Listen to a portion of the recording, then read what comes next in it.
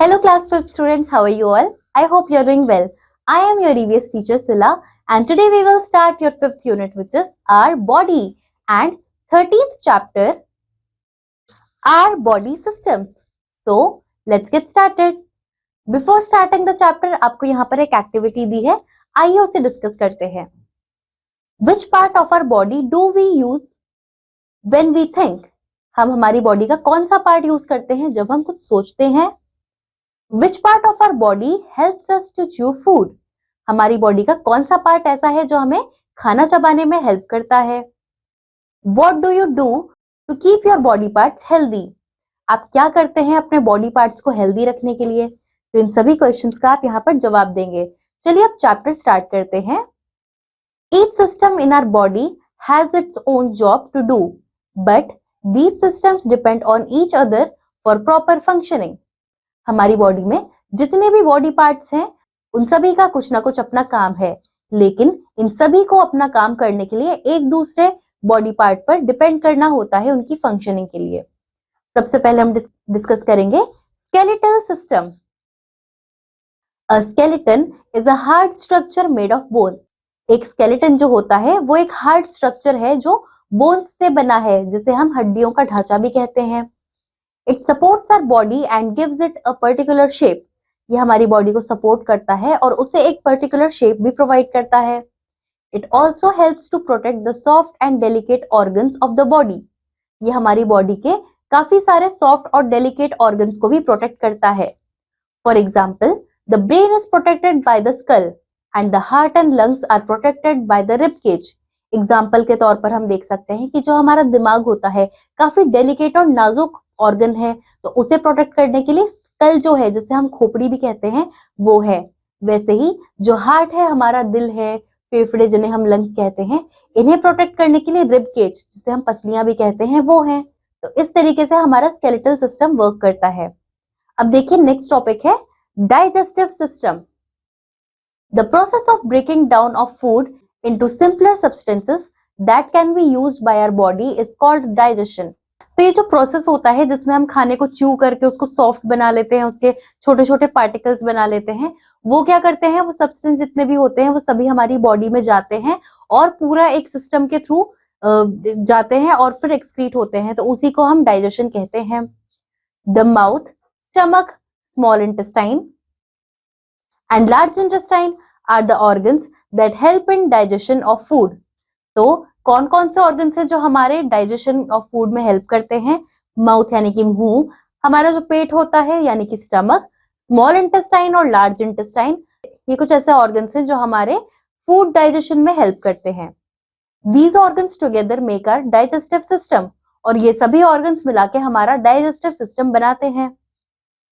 Food that enters through our mouth is chewed and broken down into pieces by our teeth.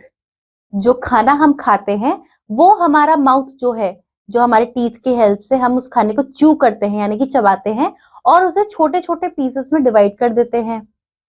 Saliva helps in making our food soft, wet and easier to swallow. Saliva यानी कि थूक जो होता है वो आपको help करता है कि आपका जो खाना है उसे वो सॉफ्ट बना सके, वेट यानी कि गीला कर सके और इजीली आप उसे निगल सकें, swallow कर सकें. It also changes the starch of our food into glucose.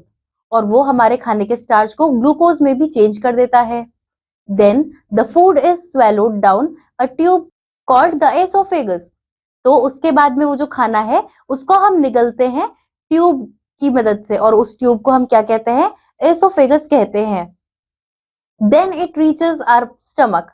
उसके बाद वो हमारे पेट तक पहुंचता है. Where some enzymes act on the food to digest the protein and carbohydrates in it, and the stomach changes the food into a semi-liquid form.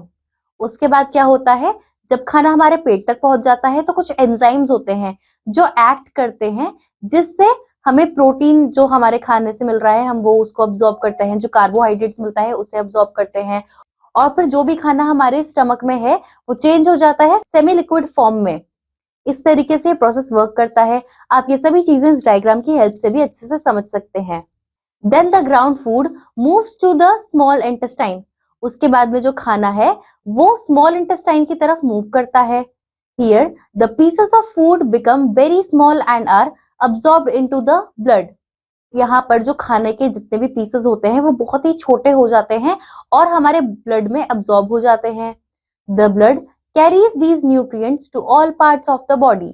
और ये जो ब्लड होता है ये हमारी बॉडी में सभी पार्ट्स में न्यूट्रिएंट्स को सप्लाई करता है. The food which is not digested by our body is passed to the large intestine. और जो भी खाना हमारी बॉडी डाइजेस्ट नहीं करती है वो सभी लार्ज इंटेस्टाइन में चला जाता है. Where water is absorbed, जहां पर पानी जो है उसे अब्सॉर्ब किया जाता है. Then the waste food is excreted out of the body through the rectum. उसके बाद जितना भी वेस्ट फूड है वो एक्सक्रीट हो जाता है हमारी बॉडी से रेक्टम के थ्रू. तो ये होता है आपका पूरा डाइजेस्टिव सिस्टम और इसका पूरा प्रोसेस कि ये किस तरीके से काम करता है. नेक्स्ट देखिए आपका टॉपिक है circulatory system. Our circulatory system supplies oxygen and blood to every cell in our body and picks up the waste products to pass it out of the body. तो ये जो सर्कुलेटरी सिस्टम होता है ये हमारी body के सभी sales में सप्लाई करता है ब्लड को भी और ऑक्सीजन को भी, और ये पिक करता है सभी वेस्ट प्रोडक्ट्स को जो हमारी बॉडी से फिर पास आउट हो जाते हैं. Our circulatory system mainly consists of two parts, the heart and the blood vessels. ये जो सर्कुलेटरी सिस्टम होता है ये मेनली दो चीजों से कंसिस्ट करता है. क्या क्या है वो दो चीजें? हार्ट है और ब्लड वेसल्स हैं. सबसे पहले देखिए heart. The heart is located inside our chest. जो दिल है हमारा वो हमारे सीने में होता है, यानी कि हमारे चेस्ट एरिया में होता है. It is a small fist sized organ made of muscles and tissues. ये एक छोटा और फिस्ट साइज यानी कि आपकी मुट्ठी के जितने साइज का ऑर्गन होता है जो मसल्स और टिश्यूज से बना होता है. आपको ये चीज पता है कि आपके हार्ट का साइज आपके फिस्ट के साइज जितना ही होता है. ये भी आपके लिए एक फैक्ट है. It purifies impure blood and after purification pumps the pure blood to the different parts of the body. इसका काम क्या होता है कि ये ब्लड को प्योरीफाई करता है और प्योर करने के बाद हमारे सभी बॉडी पार्ट्स में इस ब्लड को पंप करता है. It works continuously day and night and even when we are asleep. If it stops working, a person dies. ये जो है ये दिन रात काम करता रहता है और चाहे हम सो भी जाएं तो भी ये फंक्शन जो है ये काम करता रहता है. और अगर ये रुक जाए यानी कि अगर दिल जो है उसकी धड़कनें रुक जाए तो एक पर्सन जो है वो मर जाता है. अब देखिए आपको यहाँ दिया है let's no more. A normal person has around 4 to 5 litres of blood. एक नॉर्मल पर्सन जो होता है उसके पास तकरीबन 4 से 5 लीटर तक का खून होता है उसकी बॉडी में. नेक्स्ट देखिए blood and blood vessels. Blood carries oxygen and nutrients around our body and also carries carbon dioxide back to our lungs from where it is excreted in the air when we breathe out. Blood जो होता है वो oxygen और nutrients को carry करता है हमारी पूरी बॉडी में और साथ ही में कार्बन डाइऑक्साइड जो होता है उसे हमारे लंग्स तक पहुंचाता है और एक्सक्रीट करवाता है जैसे ही हम ब्रीद आउट करते हैं, यानी कि हम सांस बाहर को छोड़ते हैं तो हमारी बॉडी में जो कार्बन डाइऑक्साइड बना उसे हम रिलीज आउट कर देते हैं. नेक्स्ट टॉपिक है आपका respiratory system. Our body needs oxygen to convert food into energy. हमारी बॉडी को ऑक्सीजन की जरूरत होती है so that हम खाने को एनर्जी में कन्वर्ट कर सके. Our respiratory system enables our body to breathe in oxygen and breathe out carbon dioxide. हमारा जो रेस्पिरेटरी सिस्टम होता है वो हमें एनेबल करता है कि हम सांस अंदर लें यानी कि ऑक्सीजन जो है उसे अंदर लें और कार्बन डाइऑक्साइड ब्रीद आउट करें यानी कि छोड़ें. The respiratory system is made up of the nose, throat, voice box, windpipe and lungs. जो हमारा रेस्पिरेटरी सिस्टम है वो किन चीजों से बना है? नाक से बना है, थ्रोट यानी कि हलक से बना है, वॉइस बॉक्स जो होता है उससे और विंड पाइप और लंग्स से भी बना है. आप देखिए आप यहाँ पर डायग्राम में भी देख सकते हैं.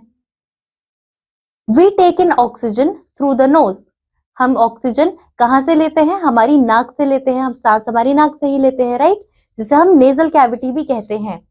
Then it enters the pharynx. उसके बाद ये फेरिनेक्स में एंटर हो जाता है. आप यहाँ डायग्राम से सब समझ सकते हैं. From there the air passes into the windpipe called the trachea. इसके बाद में एयर जो है वो पास करती है विंड पाइप के थ्रू, जिसे हम ट्रैकिया कहते हैं। The trachea is divided at the lower and into two tubes called bronchi. Trachea जो है वो दो ट्यूब्स में डिवाइडेड है लोअर साइड पर, जिन्हें हम ब्रोंकी कहते हैं। Each bronchus is connected to the tiny air sacs. हर एक ब्रोंकस जो है वो छोटे टाइनी एयर सैक्स से कनेक्टेड होता है। These air sacs help us to allow the oxygen from the air to pass into our blood streams. हर एक एयर सैक जो है वो हेल्प करता है ऑक्सीजन को, सो दैट वो एयर के थ्रू पास कर सके सभी ब्लड स्ट्रीम्स में। Oxygen rich blood is then circulated to all the parts of our body, and impure blood containing carbon dioxide is sent from the heart to the lungs, from where carbon dioxide is finally exhaled out through the nose.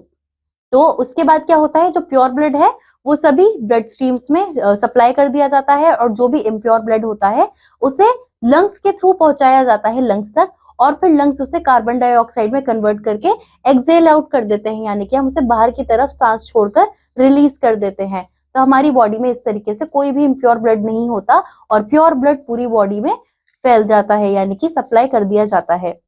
अब देखिए आपको यहाँ दिया है, let's talk why is the heart an important part of our body.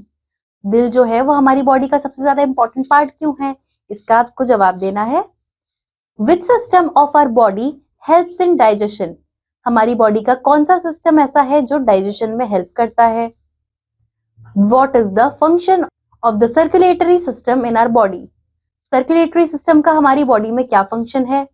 What happens if the heart stops working. अगर दिल जो है वो काम करना बंद कर दे तो क्या होगा। इन सभी क्वेश्चंस के बारे में हमने सभी के आंसर्स पढ़े हैं, तो आप इन्हें अपने आप आंसर करेंगे। अब देखिए आपको यहाँ पर एक और चीज दी है, let's do it. Name the parts of our respiratory system. हमारे रेस्पिरेटरी सिस्टम के सभी पार्ट्स आपको बताने हैं। Are dash are made up of millions of tiny air sacs. इस चीज को भी हमने अभी पढ़ा है, तो आप यहाँ पर आंसर करेंगे। Impure blood contains. Impure blood में क्या होता है, इसे भी आपको यहाँ आंसर करना है। Food is converted into energy with the help of. इसको भी आप यहाँ आंसर करेंगे। तो सभी को हमने अभी पढ़ा है, तो आप अपने आप आंसर करेंगे। चलिए अब देखिए नेक्स्ट टॉपिक जो है nervous system.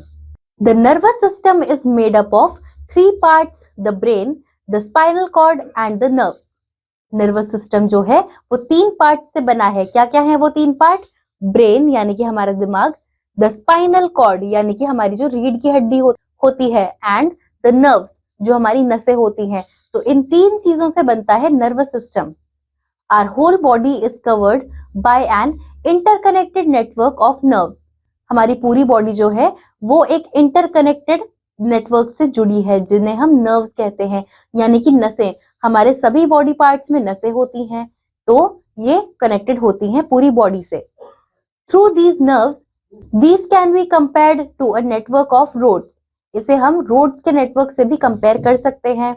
The brain receives and sends messages through these nerves. जो दिमाग होता है वो मैसेजेस को रिसीव भी करता है और सेंड भी करता है इन नर्व्स के through. So this network of nerves allows the brain to monitor every part of our body. इसीलिए ये जो नेटवर्क ऑफ नर्व्स है ये अलाउ करता है ब्रेन को कि वो हमारी पूरी बॉडी को मॉनिटर कर सके। The brain has the following three parts. अब ब्रेन में तीन पार्ट्स हैं। कौन कौन से हैं वो पार्ट। सेरिब्रम, सेरिबेलम और मेड्यूला। ये तीन पार्ट्स होते हैं, इनको अच्छे से समझते हैं। सबसे पहले cerebrum. The cerebrum controls our thinking, our learning ability, memory and basic intelligence. It also controls our sense organs. तो सेरिब्रम जो है वो क्या करता है, वो कंट्रोल करता है हमारी थिंकिंग को, हमारी लर्निंग एबिलिटी को कि हम कितना सीख सकते हैं, मेमोरी को और बेसिस ऑफ इंटेलिजेंस यानी कि हम कितना याद कर सकते हैं, हमारे अंदर कितनी इंटेलिजेंस है। It also controls our sense organs, और ये हमारे सेंस ऑर्गन्स को भी कंट्रोल करता है। सेंस ऑर्गन्स के बारे में भी हमने पढ़ा है ना, तो ये सभी सेरिब्रम कंट्रोल करता है। Next is cerebellum. It controls the muscle movement and helps us to keep our balance. Cerebellum जो है ये हमारी मसल्स की मूवमेंट को कंट्रोल करता है और हमें एक बैलेंस बनाए रखने में हेल्प करता है। उसके बाद है medulla. The medulla controls all our involuntary activities such as breathing, heartbeat and blood circulation. Medulla जो है वो हमारी ऐसी एक्टिविटीज को कंट्रोल करता है जो इनवॉलंटरी हैं, यानी कि अपने आप होती हैं, जैसे कि ब्रीदिंग, ब्रीदिंग अपने आप होती है, वैसे ही हार्टबीट, हार्टबीट भी अपने आप होती है, ब्लड सर्कुलेशन भी अपने आप होता है। इसमें एक और एग्जांपल आप जोड़ सकते हैं, जैसे कि आईज ब्लिंक करना, ये भी अपने आप होता है, हम अपने आप ब्लिंक मतलब सोच सोच के तो नहीं करते, वो कंटिन्यूस रहता है। तो ये कुछ चीजें हैं जो मेड्यूला कंट्रोल करता है, जो इनवॉलंटरी होती हैं।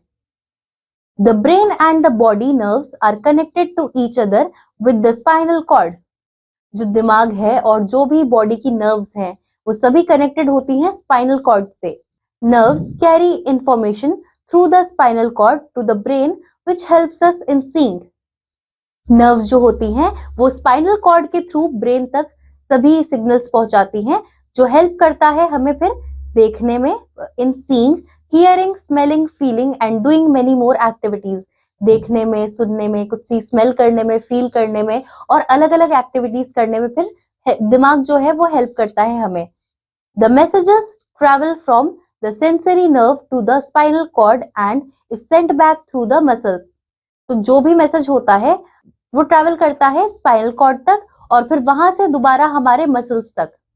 This is called a reflex action and this is how our nervous system works.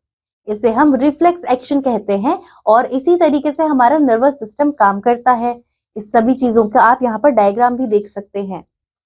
तो यहाँ पर हमारा चैप्टर होता है कंप्लीट, आवर बॉडी सिस्टम्स, जिसमें हमने हमारी बॉडी के काफी सारे सिस्टम्स के बारे में जाना, जैसे कि डाइजेस्टिव सिस्टम क्या होता है, सर्कुलेटरी सिस्टम क्या होता है, नर्वस सिस्टम क्या होता है, ब्रेन के बारे में सारी चीजें जानी। उसके बाद में हमारा जो बॉडी का सारा स्ट्रक्चर होता है, मतलब सारी ही चीजें हमने हमारी बॉडी के बारे में इसमें डिटेल में जानी। सो आई होप आपको ये चैप्टर क्लियर होगा। एक्सरसाइज आप अपने आप करेंगे and we'll meet you in the next class. Till then bye students.